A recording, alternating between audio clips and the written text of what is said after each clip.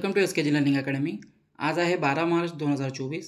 आजच्या दिवसाचे जे काही महत्त्वाचे चालू घडामोडीचे क्वेश्चन्स असणार आहेत ते आपण डिस्कस करणार आहोत। त्या अगोदर आपल्या चॅनलवर जर पहिल्यांदा आला असाल चॅनलला सबस्क्राइब आणि व्हिडिओला लाईक करायला विसरू नका। अशाच प्रकारचे रोजचे रोज चालू घडामोडीचे सेशन आपल्या चॅनलवर घेऊन येत असतो। चला तर आजच्या सेशनला सुरुवात करूया। आजचा पहिला प्रश्न आहे, केंद्र सरकारने CAA कायदा लागू केला आहे। या कायद्यानुसार कोणत्या देशातून भारतात आलेल्या गैरमुस्लिम शरणार्थींना भारतीय नागरिकत्व दिलं जाणार आहे? तर पहा, CAA कायदा आता नुकताच लागू करण्यात आलेला आहे आणि या कायद्यानुसार आता बांगलादेश, पाकिस्तान आणि अफगाणिस्तान हे वरील जे 3 देश आहेत या देशांमधून गैरमुस्लिम जे शरणार्थी भारतामध्ये आलेले आहेत यांना नागरिकत्व हे दिलं जाणार आहे। तर केंद्र सरकारने 11 मार्च 2024 रोजी एका सिटिझनशिप अमेंडमेंट कायदा जो आहे देशभरामध्ये लागू करण्यासंबंधित नोटिफिकेशन जारी केलेलं आहे। या कायद्यानुसार आता बांगलादेश, पाकिस्तान आणि अफगाणिस्तान देशातून भारतात आलेल्या गैरमुस्लिम शरणार्थींना भारतीय नागरिकत्व मिळणार आहे। भारतीय नागरिकता संशोधन कायदा 2019 साठी भारतीय नागरिक कायदा 1955 मध्ये बदल करण्यासाठी 2016 मध्ये नागरिकता संशोधन विधेयक संसदेमध्ये मांडण्यात आलं होतं। 10 डिसेंबर 2019 मध्ये लोकसभेमध्ये आणि दुसऱ्या दिवशी राज्यसभेमध्ये हे विधेयक पास करण्यात आलं होतं। त्यानंतर 12 डिसेंबर 2019 रोजी राष्ट्रपतींची मंजुरी मिळताच या विधेयकाचे कायद्यामध्ये रूपांतरण झाले। भारतीय नागरिकता कायद्यामध्ये आत्तापर्यंत 6 वेळा संशोधन करण्यात आलेलं आहे। 1986, 1992, 2003, 2005, 2015 आणि 2019 या 6 वर्षामध्ये या CAA कायद्यामध्ये सुधारणा करण्यात आलेली आहे। या अगोदर भारतीय नागरिकत्व मिळवण्यासाठी भारतामध्ये 11 वर्षे वास्तव्य करणे आवश्यक होते, परंतु आता हा कालावधी 6 वर्षांचा करण्यात आलेला आहे। पुढचा प्रश्न बघूया, जागतिक स्तरावर मोबाईल उत्पादनामध्ये कोणता देश दुसऱ्या क्रमांकावर पोहोचला आहे? प्रश्नाचं योग्य उत्तर आहे ऑप्शन क्रमांक B, भारत। आपला देश भारत जागतिक स्तरावर मोबाईल उत्पादनामध्ये नुकताच दुसऱ्या क्रमांकावर पोहोचलेला आहे। म्हणजे भारत आता मोबाईल उत्पादनामध्ये द्वितीय क्रमांक भारताने गाठलेला आहे।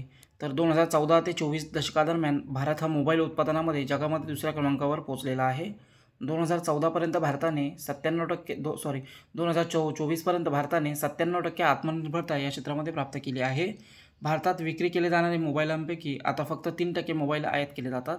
इंडियन सोलर अँड इलेक्ट्रॉनिक्स असोसिएशननुसार मोबाईल फोन सेक्टरमध्ये 2014 पर्यंत 78% आयातीवर आपलं भारतीय मोबाईल सेक्टर हे अवलंबून होतं। पुढचा प्रश्न पाहूया, नुकताच ऑस्कर पुरस्कारांची घोषणा करण्यात आलेली आहे। यामध्ये 2024 साठी सर्वोत्कृष्ट चित्रपटाचा पुरस्कार कोणत्या चित्रपटाला प्राप्त झालेला आहे? तर या प्रश्नाचं योग्य उत्तर आहे ऑप्शन क्रमांक C, ओपेनहायमर। ओपेनहायमर हा जो चित्रपट आहे या चित्रपटाला जे आहे सर्वश्रेष्ठ चित्रपटाचा पुरस्कार ऑस्कर पुरस्कार हा मिळालेला आहे।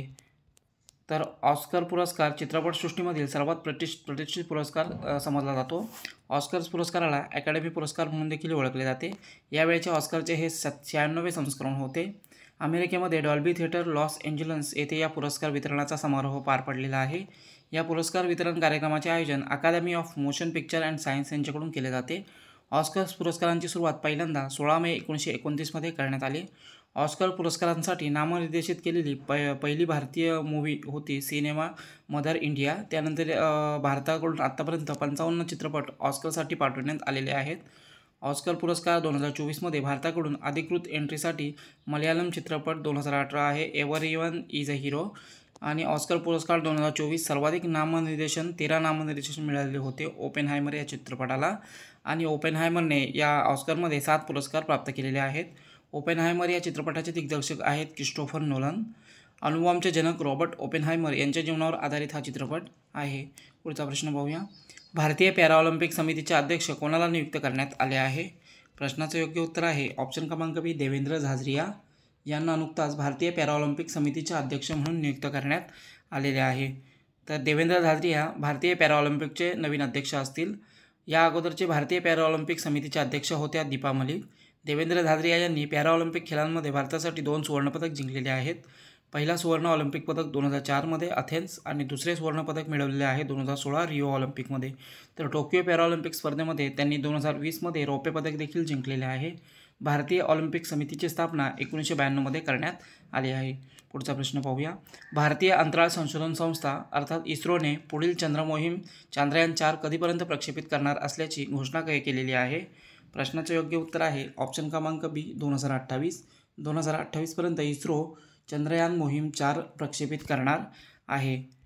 तर इस्रो पुढील चांद्रमोहीम चंद्रयान-4 प्रक्षेपण 2028पर्यंत नियोजन केलेलं आहे. इस्रो प्रमुख एस सोमनाथ यांनी नॅशनल स्पेस सायन्स सिम्पोसिझममध्ये माहिती दिली की भारतीय अंतराळ संशोधन संस्था चंद्रयान-4चे पुढील प्रक्षेपण करण्याच्या तयारीमध्ये आहे.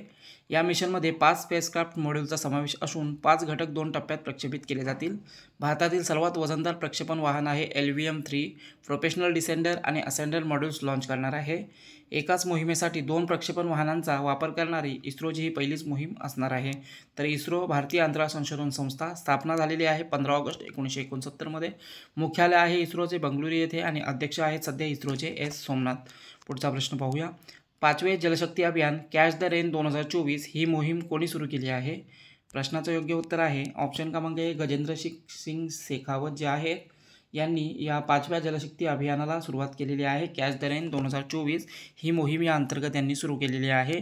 केंद्रीय जलशक्ती मंत्रालयाचे मंत्री आहेत गजेंद्र सिंग शेखावत आणि यांनी 5वे जलशक्ती अभियान कॅच द रेन 2024 मोहीम सुरू केलेली आहे.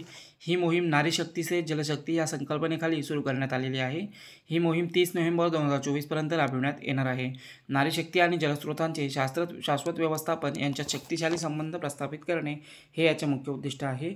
या मोहिमेत जलसंधारण आणि पावसाचे पाणी साठवणे, जिओ टॅगिंग आणि जल स्रोत जे आहेत यांची यादी समाविष्ट आहे. केंद्रीय मंत्री गजेंद्र सिंग शेखावत यांच्या हस्ते जलशक्ती अभियान 2019 ते 2023 आणि जलजीवन मिशनचे 101 वॉटर चॅम्पियन्स या 2 पुस्तकांचेही या कार्यक्रमादरम्यान जे लोकार्पण आहे करण्यात आलेलं आहे. पुढचा प्रश्न पाहूया.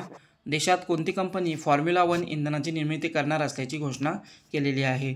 तर पहा, फॉर्म्युला 1 इंधनाची निर्मिती करणार आहे ऑप्शन क्रमांक बी IOC इंडियन ऑइल कॉर्पोरेशनची कंपनी आहे. या कंपनीमार्फत फॉर्म्युला 1 इंधनाची निर्मिती करण्यात येणार आहे.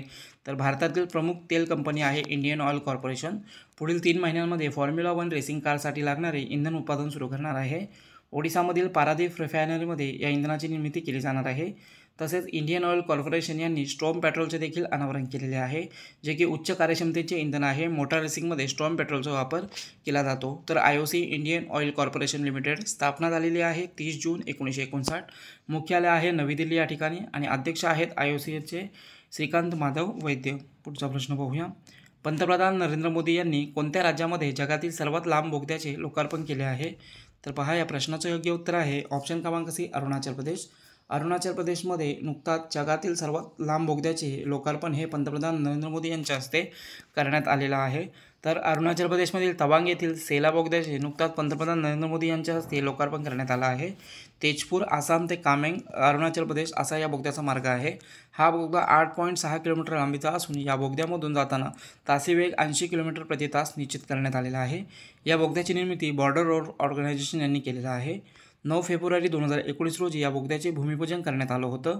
1 एप्रिल 2024 पासून हा बोगदा वाहतुकीसाठी सुरू होणार आहे. पुढचा प्रश्न पाहूया. नुकताच CISF अर्थात केंद्रीय औद्योगिक सुरक्षा दलाचा कितवा स्थापना दिवस साजरा करण्यात आला? तर प्रश्नाचं योग्य उत्तर आहे ऑप्शन क्रमांक डी 55वा. या वर्षीचा हा CISF केंद्रीय औद्योगिक सुरक्षा दलाचा 55वा स्थापना दिवस होता आणि हा नुकताच साजरा करण्यात आलेला आहे. 10 मार्च हा दिवस CISFचा स्थापना दिवस म्हणून साजरा केला जातो आणि यावर्षीचा हा 55वा स्थापना दिवस होता. केंद्रीय औद्योगिक सुरक्षा बळाची स्थापना 10 मार्च 1969मध्ये करण्यात आली होती. गृह मंत्रालयाच्या अंतर्गत याचे कामकाज चालते. तर CISF स्थापना झालेली आहे 10 मार्च 1969. मुख्यालय आहे नवी दिल्ली आणि सध्या महानिदेशक आहेत CISFच्या नीना सिंग. पुढचा प्रश्न पाहूया. नुकताच बिचोम हा नवीन जिल्हा अस्तित्वात आलेला आहे. हा कोणत्या राज्यातील 27वा जिल्हा ठरलेला आहे? प्रश्नाचं योग्य उत्तर आहे ऑप्शन क्रमांक सी अरुणाचल प्रदेश. अरुणाचल प्रदेश या राज्यातील हा 27वा जिल्हा ठरलेला आहे बिचोम आणि या जिल्ह्याची नुकताच निर्मिती करण्यात आलेली आहे. तर अरुणाचल प्रदेश पश्चिम आणि पूर्व कामेंगमधून कोरलेला हा बिचोम राज्यातील 27वा क्रमांकाचा जिल्हा घोषित करण्यात आलेला आहे. फेब्रुवारी 2024मध्ये राज्य विधानसभेने जिल्हा पुनर्गठन सुधारणा विधेयक 2024 मंजूर केले आणि याद्वारे बिचोम आणि केई पन्योर जिल्ह्याची निर्मिती करण्यात आली आहे. तर बिचोम आणि केई पन्योर हे 2 नवीन जिल्हे तयार झालेले आहेत. बिचोम या नवीन जिल्ह्यामध्ये कामेंगमधील 27 आणि पूर्व कामेंगमधील 28 गावांचा समावेश आहे. तर अरुणाचल प्रदेश संबंधित प्रश्न आहे. अरुणाचल प्रदेश राजधानी आहे इटानगर.